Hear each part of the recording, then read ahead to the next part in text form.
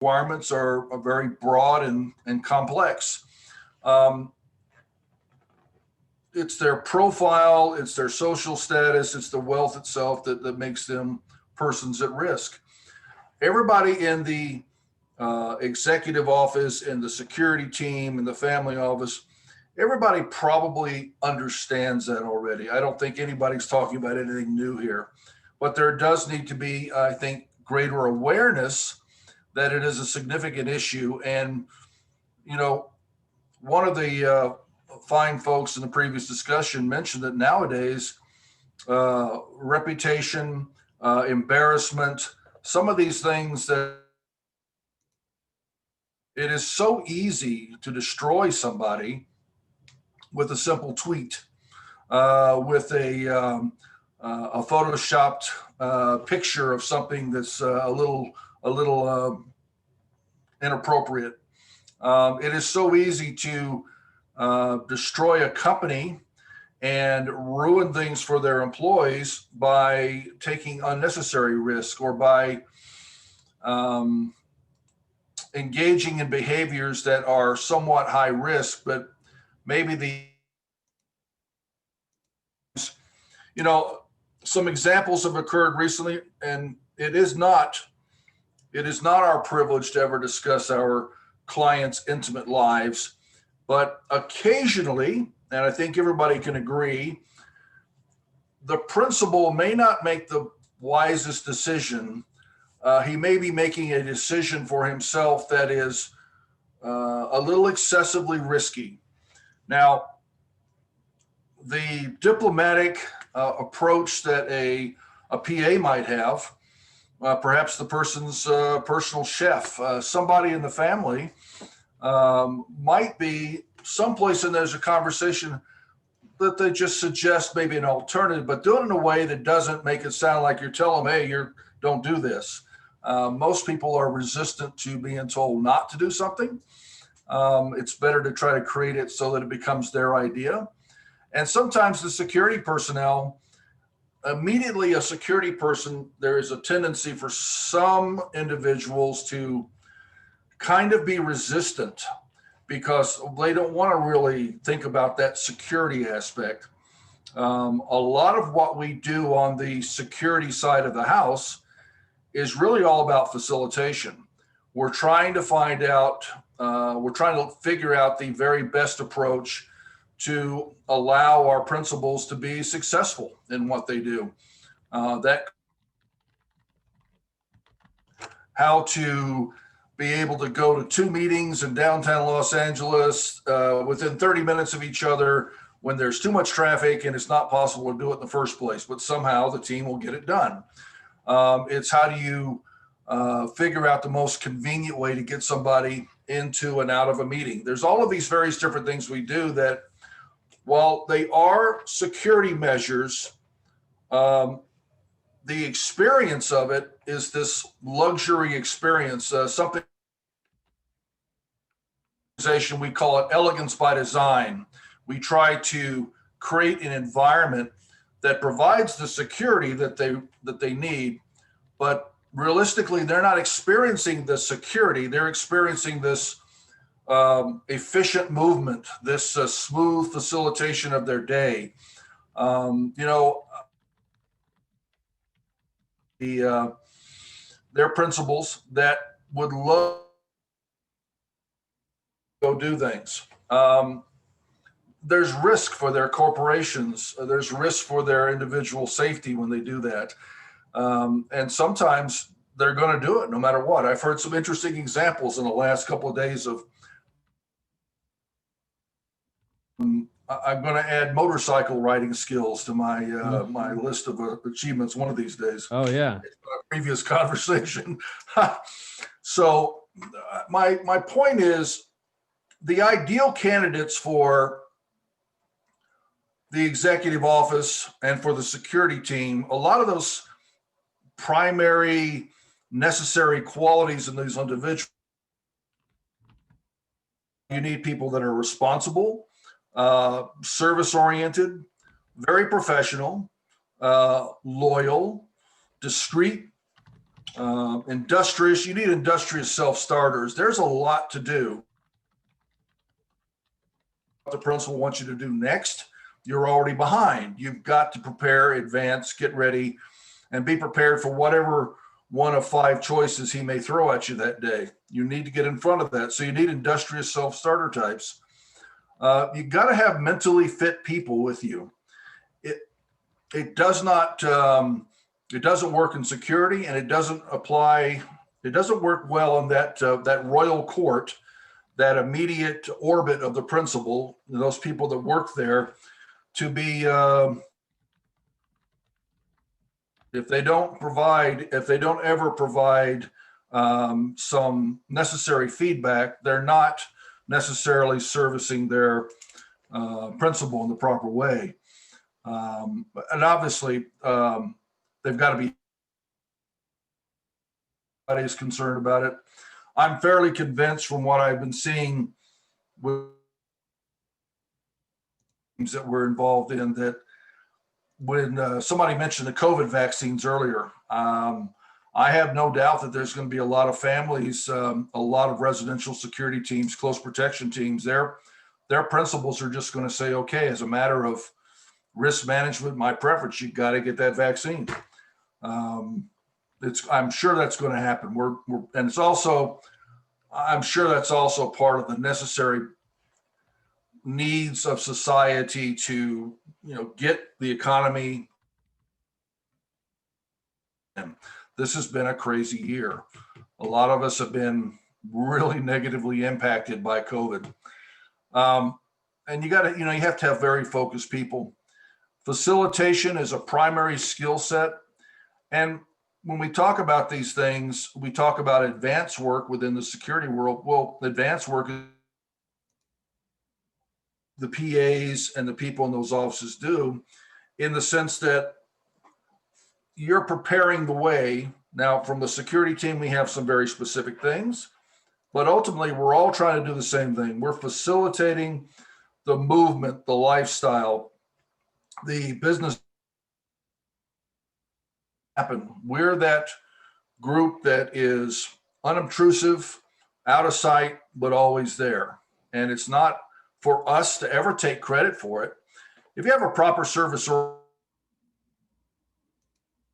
and personal satisfaction in seeing the success of your principal and realizing that's not you doing it, but you know that you have a supporting role in making sure that individual is getting what they need to accomplish what they need in their lives. So I guess the big message I had for this talk really was, if we think about, instead of thinking about being separate, if we think about ourselves as all one big team, that domestic staff, literally the gardeners, the cooks, particularly the butlers, these people are all intimately connected directly to the principal every day. Communication, you may know something that needs to be forwarded out, to the security team. You may be, in the course of your daily duties, at a property, we had a gardener who mentioned something that was a little strange sounding. And when we checked it out, we found out that somebody had planted a camera, and they were actually trying to get covert photography for paparazzi purposes of that particular principal. And they had figured out how to get up into the bushes and get it done. So everybody has a role in being alert and being there to service, to support, and to provide the facilitation necessary to get our clients through their day. I just want to thank everybody for participating in this. I think this experiment will be something we can grow and develop and wind up having many more of these conferences that are oriented toward this message and toward bringing together these various different supporting characters. Thank you. No, I like it, Damien. Thank you very much. We got some big reflections in the audience. In fact, Gerard says several of his clients made the flu vaccine mandatory, and with an exception of Equal Opportunities Commission. He gives some legal premise. So that debate, as we said, that to vaccinate, not to vaccinate, 2021 debate is yet to come. So all to play for in the world of family office. How should family offices engage their security providers? Because of course sometimes we get this image of they're traveling to Benin, so they say, all right, Google Benin security. Oh, that bloke seems all right, or that company seems all right, and then suddenly, they make the decision. Because would you attend a conference on buying toothpaste? I suppose not, because we simply go, we buy the toothpaste. What can we do to reassure them that making a smarter security choice is in fact better? Well, I think that's a matter, well, like one of the other panelists earlier said very clearly, every private office, family office, executive office, they're all very, very different. Everyone is completely unique in personality. There are some that are just purely wealth management driven. And then occasionally they'll get a phone call and somebody say, hey, can you make travel arrangements for me? Something like that. And then you have some very full service, and they really take care of everything from soup to that particular principal's life. The biggest thing is just if you're unsure of something, if you're assistant, or you might be the company's CFO and you're being asked to make travel arrangements, if you actually have a security provider, if you have a security team in-house, or even if you just happen to know somebody that's an occasional consultant to your team, don't be afraid to ask. It's not a sign of weakness to make arrangements if you don't fully understand the security implications. I mean, right now, as an example, Germany's experiencing an uptick in some unusual situations of violence and some other things that have been occurring. Those things should all be considered. One of the previous persons mentioned that they were looking into disease factors, COVID in this part of the world. And clearly that's a primary consideration for very, very many people. So I would just say that in the event that you're asked to do a task and it has a security component, detail leader, or you're the security guy that's there for the day, don't be afraid to talk to somebody in staff and just ask for some pointers about that particular principal's preferences. It doesn't hurt to talk to each other. It hurts not to talk. Indeed, not to talk, because then people will feel threatened, or people will gloss over what you're up to. And of course, you very kindly introduced me to some fantastic speakers coming later on, where that balance of not treading on people's toes is going to be highlighted. That's going to be a very nice session with Danita and Chris. And, oh, by the way, Miranda in the audience says not only Germany, lots of violence throughout Europe to reflect on. I have to say it doesn't seem to be happening in the UK so much, but then I have perhaps a sheltered view of it because I don't sort of go anywhere because of the COVID thing. But anyway, I try to provide a little balance. There we go. What should people do if they want to engage you or someone like you? What would be the best steps? Well, so I'm not here to promote my services as I am here to promote this cooperative alliance among different professionals.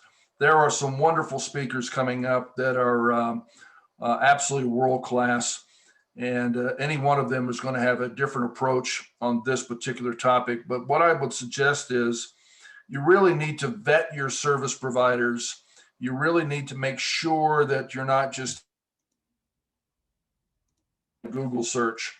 I've seen that be very disastrous. Word of mouth is extremely important. if you know somebody that you trust from the industry and they know somebody, that kind of a thing is a much better way to do it. It doesn't matter how many fancy titles you stick after somebody's name. It doesn't, that's just not a critical idea. You need to know how that person reputation, seeking a word of mouth, just doing some research on the internet is a good way to find somebody, but ask around and don't necessarily just take the very first person you talk to unless you're so blown away by their presentation. I would say that there's a network of people are out there. Certainly, everybody on this panel, everybody that's there from the security industry, they're all, and the intelligence community, everybody in that group is completely capable of taking care of those kind of needs. Yeah, indeed. And you mentioned, you know, the Google approach, and everyone's heard that story of how on earth did you win that contract? I don't know. They just rang me up and, you know, and of course, good news for the person that wins the contract, but not good news for perhaps other people. So what would you say? Obviously, you're not in a family office, but I think it'd be very valuable to hear your vision. What is the family office of tomorrow going to look like? Okay, I know there's a spectrum, the ultra high net worth and the generational, but what will it look like? So in reality, the family office is really just an extension of the corporate business component of a high value individual. So that family office of the future, I think it really is just sound business management. You know, when I'm looking for people to work with to partner up, I really have very sound business practices. You do want to have an office that communicates well within itself. If you have an office that is somehow isolated from the principal to the extent that they don't really know what the principal may feel or want, that would be rather difficult, obviously. I think it really is just the office of the future is number one, in this day and age, and I think we've seen the impact, it has to be capable of total cloud operations. It's got to be able to pick up and go at a moment's notice if there's a natural disaster. You know, next week, California could fall off into the ocean. And you might want to be able to pack up everything and get out of there real quick if the San Andreas fault decides to let go. Who saw, I don't know, I can't raise my hand. I didn't see this pandemic coming, and it hit like a tsunami. It flooded over the entire globe so fast, but it's caused us to take advantage of, look at our businesses. How can we be more agile, more capable of quick movement and change to adapt to situations that could wind up being operation, something like that. Certainly there are organizations that are going to have that. But more and more, I think it's important to have a very solid business continuity plan. If COVID taught us anything, it's business continuity is certainly a very big component of overall enterprise security risk management. And you just have to be able to very quickly pivot and make a change as necessary. Yeah, pivot. That was the word back in March, April time. Everyone's like, "How are you going to pivot?" And in fact, we did do, and many people on the call. So, you know, welcome back. We did a conference in March, which, let's be honest, we could have entitled "Now What," because it was a big question of pivoting. So I like that you've done you've done that. We got some nice comments in the chat box, and we've also got nice chat comments in the Discord box. Lee says, "Semper Fi, Damien, great to hear you speaking. Great discussion." Radislav says, "Thank you very much" as well. And Denny and Chris are in the room. We have a very stylish character in the chat. Gerard is here. It's true. It's good. It's good. Good participation, and this is, I think, what we envisaged. So let's keep that energy going. we're going to see you at the end with our wonderful travel risk management panel as well. But I think this has been a great tour de force. Thank you very much to Bedrock, of course, for supporting this event. And thank you very much, Damien. Big virtual round of applause, please. We'll see you in the audience. Cheers. See you soon. Great, nice comments, Michael. It's great to have so much going on. Of course, we've got nice chats and discussions going on the Discord app. I'm conscious that it makes a little bleeping noise that some people may not like. It's a bit of an experiment because, of course, we'd love to move towards a different app, maybe the Circuit Magazine app, which I use. But I hope you find it of value to chat and communicate. So yeah, again, nice comments there. We got Mark Richards saying thanks, Damien. Ivor says good insights, Damien. Radislav says thank you, Damien. Keith says great job, Damien. Yeah, and Ivor has very kindly pointed out that we can mute the beeps if you like with the top right hand bell. See, Ivor, you've learned more about the platform than me. I like it. Army is in the house. Army says thank you, Damien. Simeon says very insightful. Thank you, Chris. Thank you very much, Damien. Michael says excellent discussion. So yeah, I, by the way, am your audience champion. So whatever you write there, I'm going to try and shout it out for you. That's how we make this a little bit well. Yes, I owe Ivor another mug, and Mike says no more mugs. Although I haven't had a mug made for this one, but anyway, we won't talk about that. Otherwise, people get jealous. So swiftly moving on and bringing Ivor amongst others to the stage, I'm going to bring our wonderful panel together to basically say, fine, we've seen how diverse the family office can be. Now, how can the family office of